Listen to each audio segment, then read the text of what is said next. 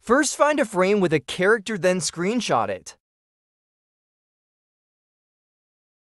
Now go to the Google app.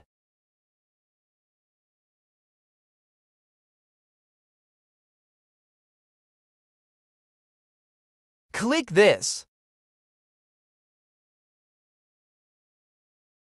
Find the screenshot of the anime. Adjust the camera of Google Lens to improve searching.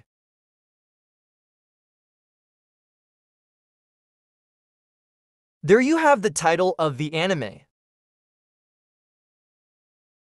Alternatively, you can use this meme to achieve the exact results. I hope this video helps you.